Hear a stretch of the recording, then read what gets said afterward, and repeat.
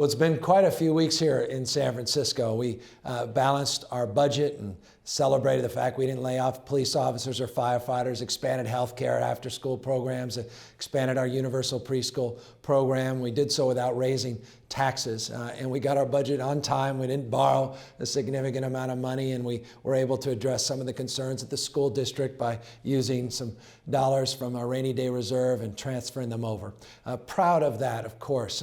Then we kicked off a few days later 12 pieces of legislation I signed establishing a framework for the fate and future of the southeast sector of San Francisco with the Bayview-Hunters Point redevelopment deal with Supervisor Maxwell there and other community leaders. So we established a framework where we're going to provide for some 10,500 new housing units, 30+% below market. We're going to create a framework for literally hundreds of thousands of square feet of new retail and 300 acres of open space and new parks, millions of square feet, literally millions of square feet of R&D space for the green tech sector, a new hotel, a new venue for outdoor amphitheater, as well as a 69-seat stadium, we hope, for the San Francisco 49ers. And don't forget, the artist colony was preserved, and we're going to be rebuilding the Alice Griffith public housing site. It was an extraordinary moment because we were celebrating not only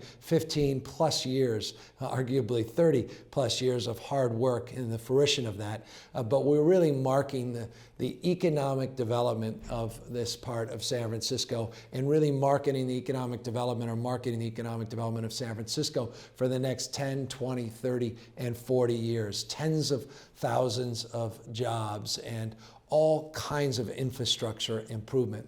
If that wasn't enough, from the budget to the Hunters Point deal, we were also extraordinarily proud to have had Speaker Nancy Pelosi out here, Senator Barbara Boxer out here, and countless others celebrating our groundbreaking at the Transbay terminal, where we will be developing a world-class, what we call the Grand Central Station on the west coast of the United States. I'd call it a grander Central Station here on the west coast of the United States, a new intermodal facility, tearing down that old site there around First and Mission, and creating a regional transit hub where 11 transit agencies will feed in from 8 Bay Area counties into this new world-class hub. There'll be ground floor retail. There'll be 2,600 new units of housing. Again, 30+% of them available below market.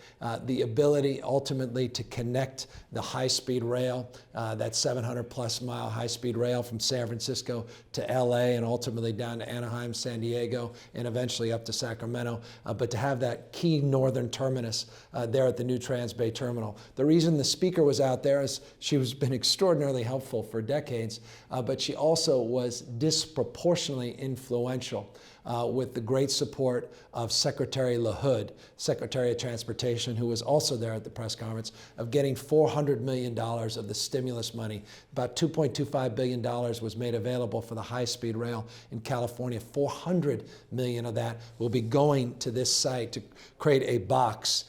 This box, not like most boxes, will create a framework, a train box that will allow for that terminus of the high-speed rail and the 1.3 mile extension from the Caltrans site into this new terminal, and really what will be the heart of the new downtown in San Francisco. So a $1.6 billion first phase, 1.2 in terms of the structural frame of the new terminal, and then $400 million for the structural frame for the new train box that will allow for this intermodal facility to truly be everything that we are hoping and imagining it one day to be. But again, a whole new neighborhood being created in and around this site as well. This is something I can't impress upon folks more. That also will anchor our economic future. Just as we're anchoring that future in the southeast sector for the next 10, 15, 20 years, we'll be doing that for the economic future, not just of our city in and around the Transbay terminal in this new downtown of San Francisco, but for the entire region. It's a hub and a spoke. I mean, at the end of the day, when jobs and the economy continue to grow, we're going to see congestion, as we saw in the 1990s. People forget this. When we saw job growth of about 15% in the 1990s, we saw commensurate transportation congestion of roughly 200%, an increase of 200% as a consequence of that job growth. When, not if, our regional economy comes back, the key differentiator is going to be transportation, alternative means of transportation. We simply can't build enough freeways, highways, bridges, and roads to accommodate. It has to be public transit. And it's these trains and buses, light rail, all of that, that will really anchor the economic fate and future of the region, but particularly here in San Francisco. Again, tens of thousands of jobs, some estimates as high as 46,000 to 48,000 jobs will be created over the life of this Transbay terminal and new neighborhood development and redevelopment. So both those projects in and of themselves are of such magnitude and such significance that if we did nothing else in this city, that should give people a lot of confidence about our future in terms of the ability to really set the course for revitalizing our city and being competitive on a regional basis and being competitive candidly on a international basis. As I continue to remind people that it's really now no longer about nations and states, it's really about cities and metro regions that are really city-states in many respects, and it'll be these metro regions that will be competing against other metro regions around the globe. And what we celebrated with that Transbay terminal and the commitment now from the federal government and Speaker Pelosi and Ray LaHood and others is that we're going to have the resources to develop this infrastructure for the region and develop that intermodal transportation hub that will also give us, again, that anchor into San Francisco in terms of job creation, job growth, so jobs, housing linkage, and the like. Those were two significant things in addition to that balanced budget.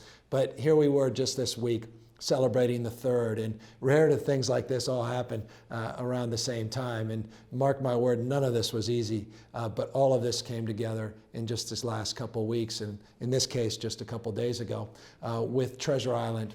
8,000 housing units to be developed out on Treasure Island, another 300 acres of parks and open space, the most sustainable development of its type in American history, the ability to create a new town center, a new ferry service out to the island, a new strategy in terms of the utilization of photovoltaics and wind and cogeneration facilities and wetlands as it relates to stormwater runoff and as it relates to sewage disposition and the like. All of these things, really remarkable planning, a visionary plan to take an old Navy base that was literally a WPA project that was sand and dirt and rocks that were dumped in hundreds of thousands of tons into the bay for the 1939 and 1940 World Fair. Eventually it was supposed to become the San Francisco airport. It never did, thankfully. But the Navy had it for over 50 years, ceased operations in 1997 and began the process, what they call this BRAC process, in 1993.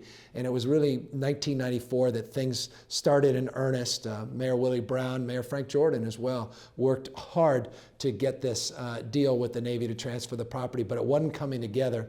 And we created this new framework, this profit participation agreement. It's the first ever in the history of this country where a municipality like San Francisco, a private developer, and the Navy came together, and each one has a stake in the other's success. And this is why Ray Mabus, Secretary Mabus of the Navy, was here with, again, Speaker Pelosi, celebrating and commemorating this milestone and this transfer. It won't officially be executed until the environmental review is done in the early part of 2011, next year. But we signed an agreement, the three of us, and again, this is all about jobs. This is about reimagining and realigning our vision and values as it relates to environmental stewardship, density, jobs, housing bonuses, and the like, and focusing on taking an old property that is not servicing a lot of good in terms of what it produces economically and creating a framework where we think we'll be doing something that will be the envy of other cities again around the world. So these three projects are about the next 20 to 30 years in San Francisco. and there's something to really celebrate. You know, even if you're feeling pessimistic about your city, even if you feel like there's still a huge amount of challenges, and there are, I'm not naive to that, none of us are. I think people really will mark this moment in San Francisco history as a really proud moment as we look forward to replicating the success that's now taking shape in Mission Bay and replicating now the best that we have to offer in terms of sustainable values as opposed to situational values, where we're thinking about what the city will look like and how we will imagine ourselves and ultimately be like as people in the next 20, 30 years. So I just wanted to mark this week in this message in light of those 3 extraordinary projects that have all gotten to the next phase, the next level. Now it's all about application, it's all about implementation, it's all about now having a framework where we actually are creating those jobs and creating those opportunities and revitalizing these areas. So that's it for the week, save one thing.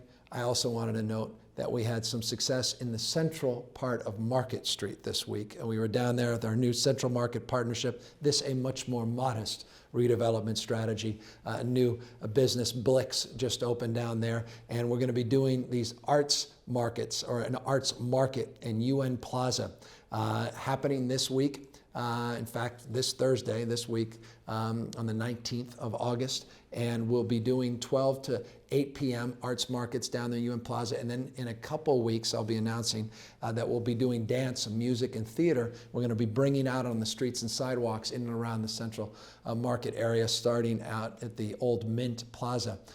This is going to be happening again in late September, using arts as a catalyst for revitalization, the catalyst for change in the Central Market area. So as we look big, Treasure Island, look big, Bayview Hunters Point, and look big, Transbay Terminal and the Transbay redevelopment. We're also going to look small, block by block, 5th Street, 6th Street, 7th Street, 8th Street on Market, and begin store by store, storefront by storefront, and using, in this case, arts as that catalyst for change. I announced a few weeks ago the National Endowment of Arts and the fact they recognized our efforts and their hope and expectations we do to the Central Market area what they did in Times Square in New York. Again, arts as that catalyst for real change. So large and small, but a lot to be thankful for and a lot to be excited about as it relates to the future of this city.